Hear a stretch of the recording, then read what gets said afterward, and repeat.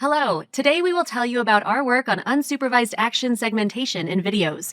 We are making the corresponding technical paper publicly available on arXiv. Temporal action segmentation is a technique used to automatically identify and categorize different actions or activities in videos over time. It helps computers understand and analyze videos by dividing them into meaningful segments, making it easier to recognize and interpret specific actions happening within the footage. Humans are often easily able to understand the structure of a complex procedural task without any kind of supervision, just by observing the task. Here, we propose such an automatic approach which tackles the challenge of understanding and extracting meaningful actions and their structure from videos without relying on pre-existing annotations or labeled data. Unsupervised action segmentation eliminates the need for manual annotations while leveraging inherent patterns and visual cues in actions, enabling the model to be adaptable across different video sources and settings. A key challenge for state-of-the-art unsupervised action segmentation approaches is being resilient to changes in the order in which actions are performed across a dataset. In the first example depicted here, the install thermostat action is the second step in an activity, whereas in the second example, it's the third step. Another challenge is that of missing actions in activity sequences. For example, the action segment Fix RX filter does not appear in the first activity depicted here. Unsupervised methods also need to distinguish between repeated instances of actions and treat them as separate segments. For example, Tighten Bolt action appears several times in an activity. We introduce a novel approach that tackles the challenge of capturing permutations in action order. Our method leverages a frame-level representation, a segment-level representation, and a frame-to-segment alignment module.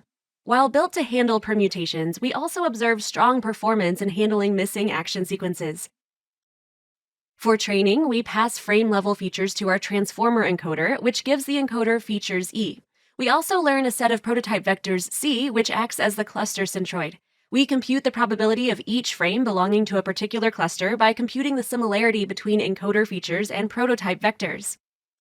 We also pass features and prototype vectors to a temporal optimal transport module to get pseudo-label cluster assignments. The temporal optimal transport module assumes a fixed order of action A.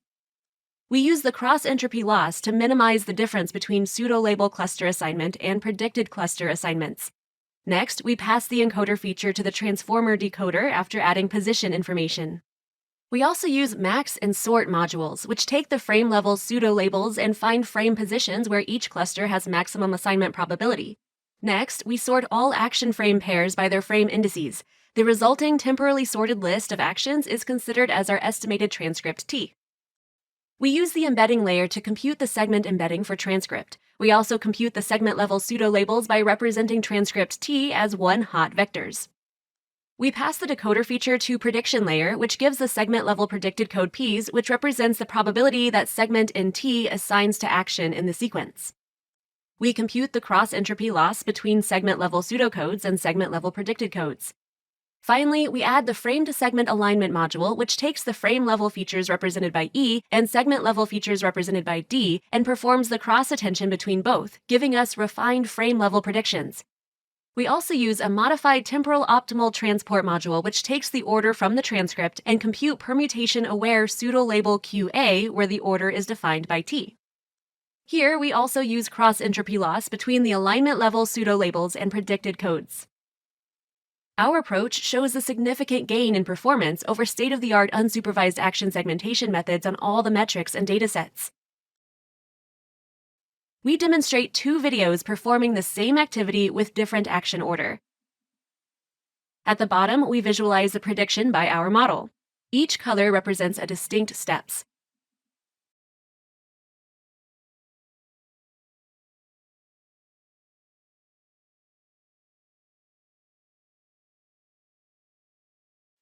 Note that our model does not use ground truth labels, and these labels are only used for qualitative and quantitative validation.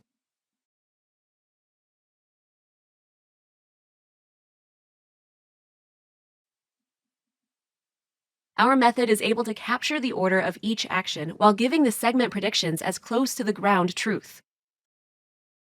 We invite you to take a look at the full paper on arXiv. Thanks for watching.